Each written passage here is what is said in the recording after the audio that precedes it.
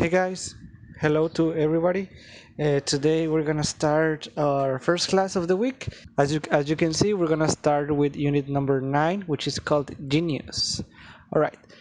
For the first section of this unit, we have reading and vocabulary. Work with a partner. Who do you consider to be a genius?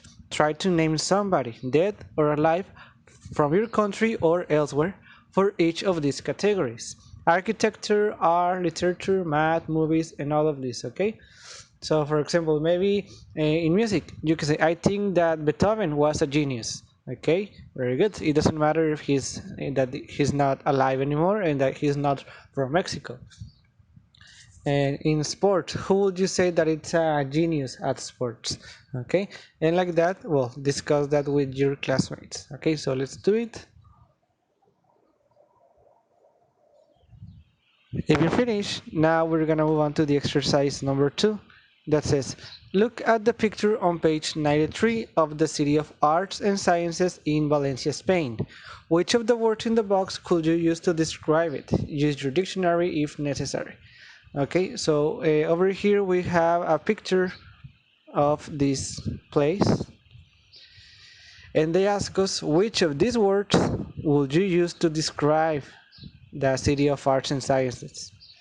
Okay, so for these guys, I need you to use the dictionaries that I told you so that you can look for these words if there's any that you don't know, so that you can decide which adjectives would you use to describe this place.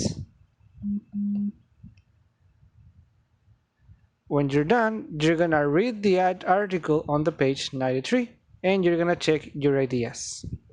Okay, so here we have the article.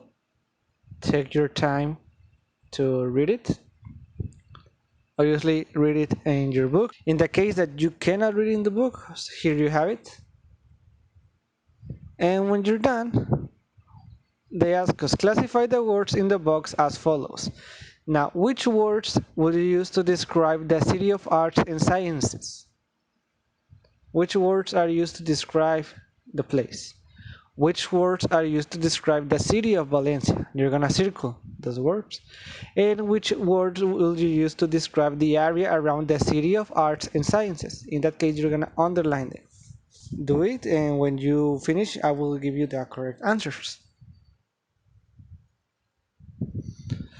Alright, so the words used to describe the City of Arts and Sciences will be contemporary, eccentric, important, post-industrial, and postmodern. Okay? And the words to describe the city of Valencia will be just important and urban. And the words to describe the area around the City of Arts and Sciences will be post-industrial and sprawling. Very good. Now, moving on to the next exercise, it's in the number 3. You have to work with your partner and you have to explain the connections A to F from memory. So, how is Santiago Calatrava related with art? What is the connection between this person and art? You have to speak with your classmates and you have to tell them what is the connection between this and this from memory. And when you finish, you're gonna read the article again and you're gonna check your ideas. Try to do it from memory. If you don't remember, okay, skip it. And when you finish, you read it and you can say like, oh, okay, Santiago Calatrava is related with the turning torso because this, okay? So let's do it. You already know that you have to call your classmates or that you have to send voice messages. So let's do it. If you finish, now we're gonna move on to the exercise number 4.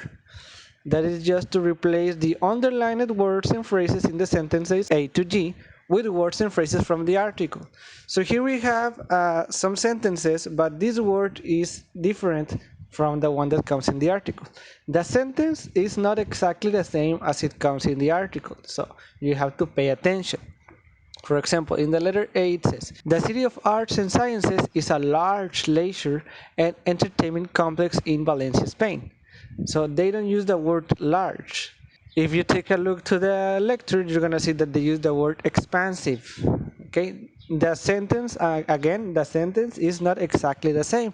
You have to pay attention to the context, to the complete paragraph. And so read the sentences and change the underlined words and phrases.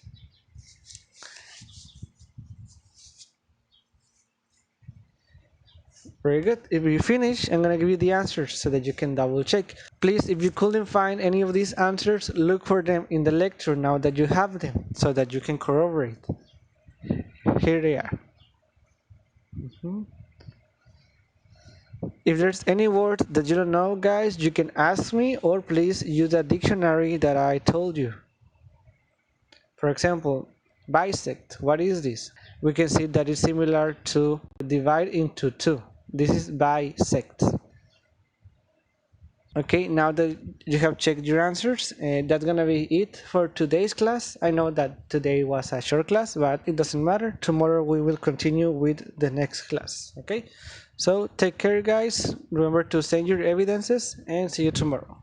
Bye.